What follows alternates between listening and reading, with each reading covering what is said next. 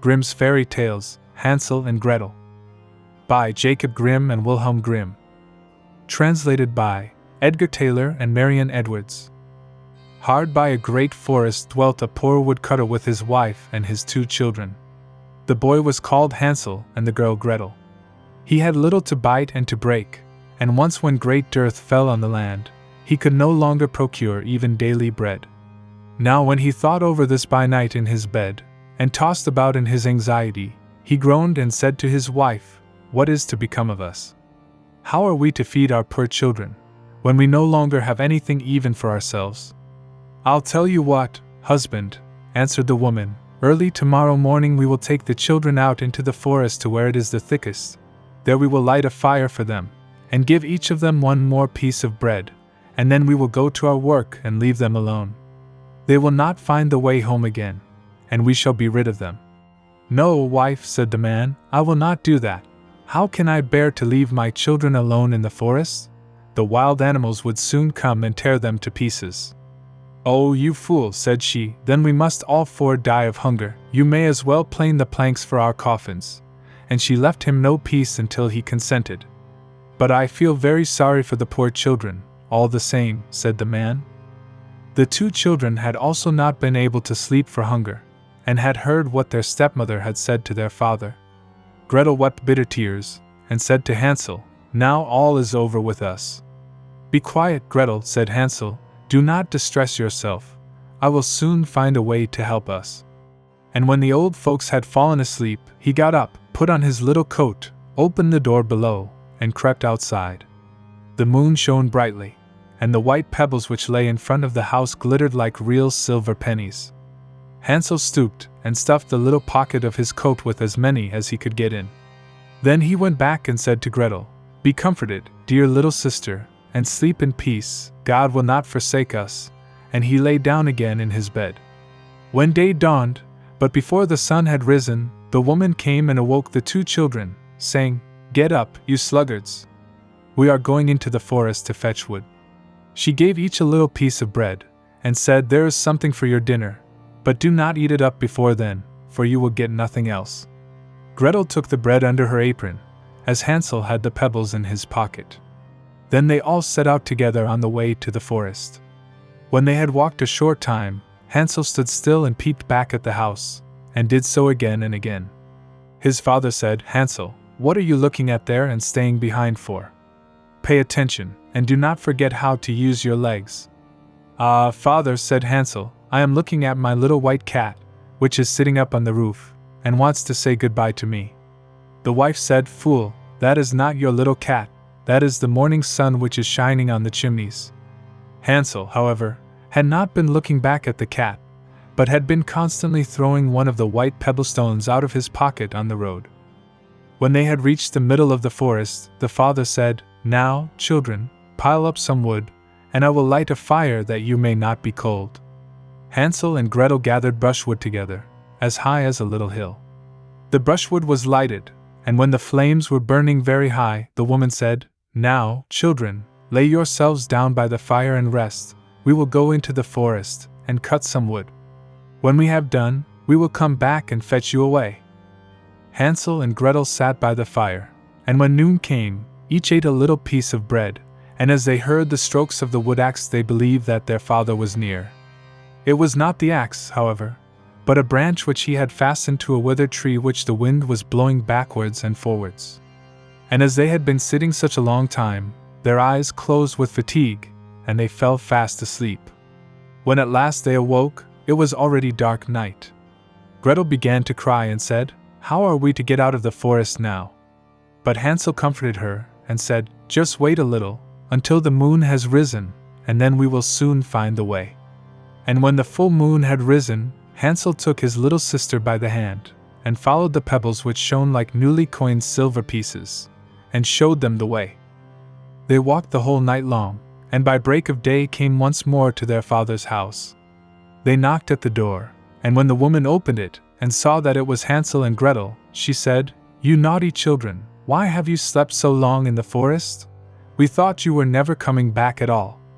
The father, however, rejoiced, for it had cut him to the heart to leave them behind alone.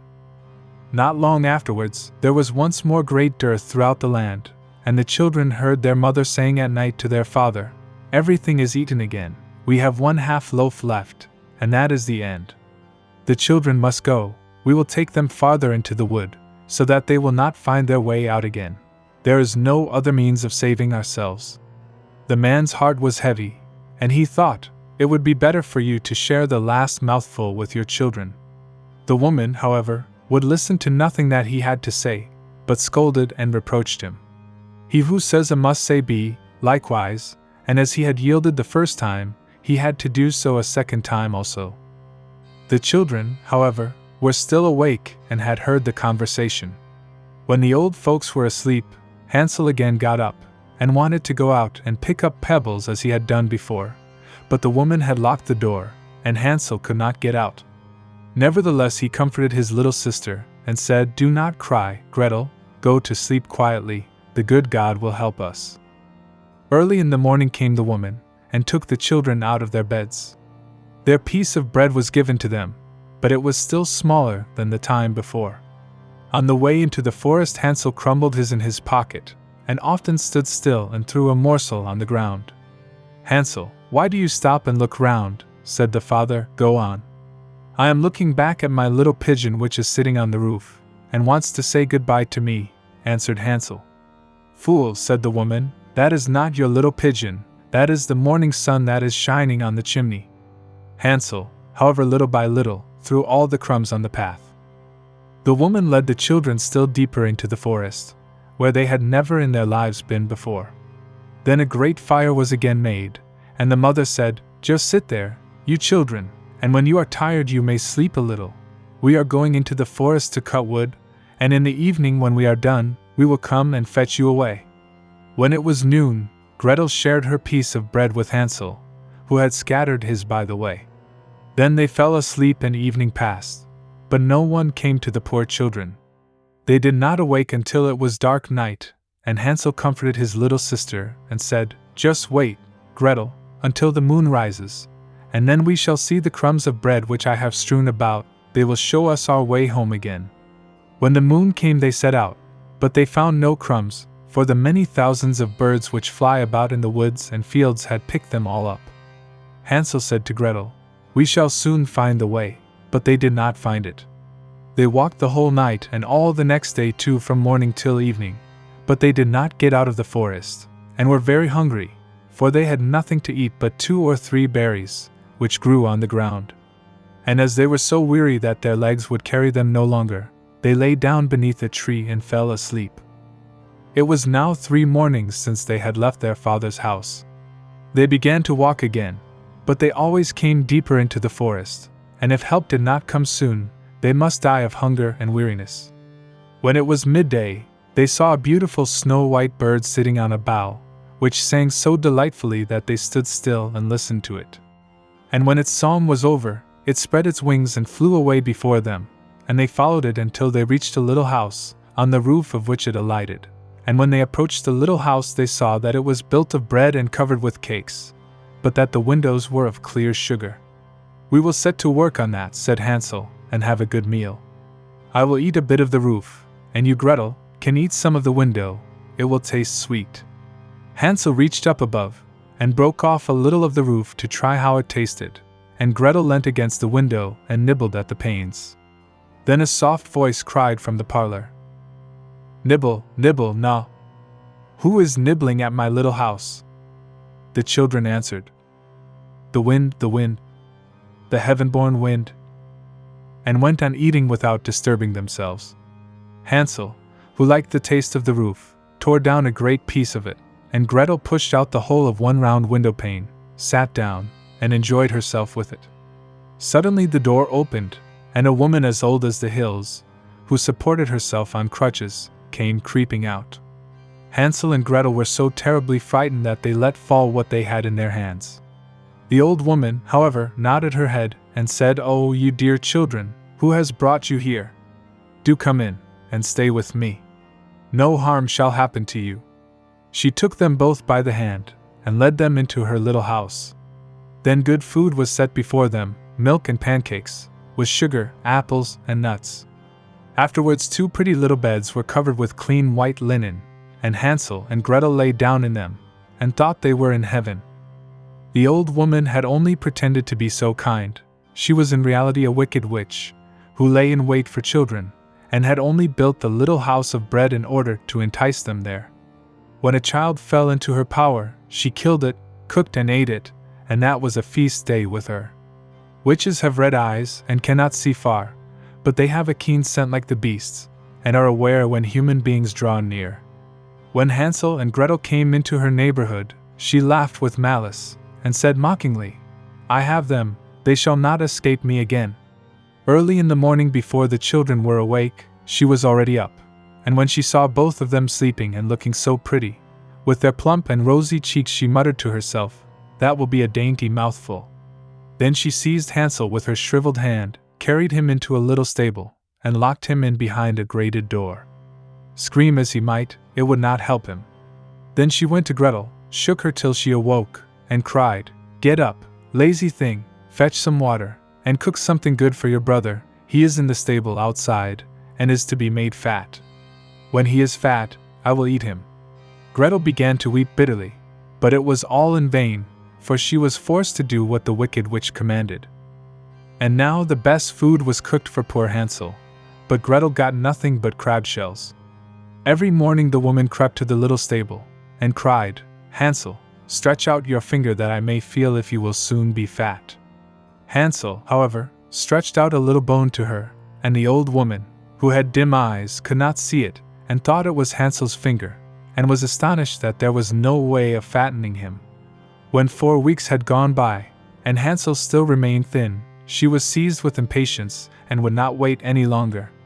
"Now then, Gretel," she cried to the girl, "stir yourself, and bring some water.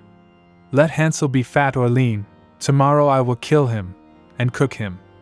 Ah, how the poor little sister did lament when she had to fetch the water, and how her tears did flow down her cheeks. "Dear God, do help us," she cried. "If the wild beasts in the forest had but devoured us, we should at any rate have died together." "Just keep your noise to yourself," said the old woman, "it won't help you at all." Early in the morning, Gretel had to go out and hang up the cauldron with the water, and light the fire. "We will bake first," said the old woman. "I have already heated the oven, and kneaded the dough." She pushed poor Gretel out to the oven, from which flames of fire were already darting. "Creep in," said the witch, "and see if it is properly heated, so that we can put the bread in." And once Gretel was inside, she intended to shut the oven and let her bake in it, and then she would eat her, too. But Gretel saw what she had in mind, and said, "I do not know how I am to do it. How do I get in?" "Silly goose," said the old woman. "The door is big enough. Just look, I can get in myself." And she crept up and thrust her head into the oven. Then Gretel gave her a push that drove her far into it, and shut the iron door, and fastened the bolt. Oh! Then she began to howl quite horribly, but Gretel ran away, and the godless witch was miserably burned to death. Gretel, however, ran like lightning to Hansel, opened his little stable, and cried, "Hansel, we are saved. The old witch is dead." Then Hansel sprang like a bird from its cage when the door is opened. How they did rejoice and embrace each other, and dance about and kiss each other. And as they had no longer any need to fear her, they went into the witch's house, and in every corner there stood chests full of pearls and jewels. "These are far better than pebbles," said Hansel, and thrust into his pockets whatever could be got in, and Gretel said, "I, too, will take something home with me," and filled her pinafore full. "But now we must be off," said Hansel, "that we may get out of the witch's forest."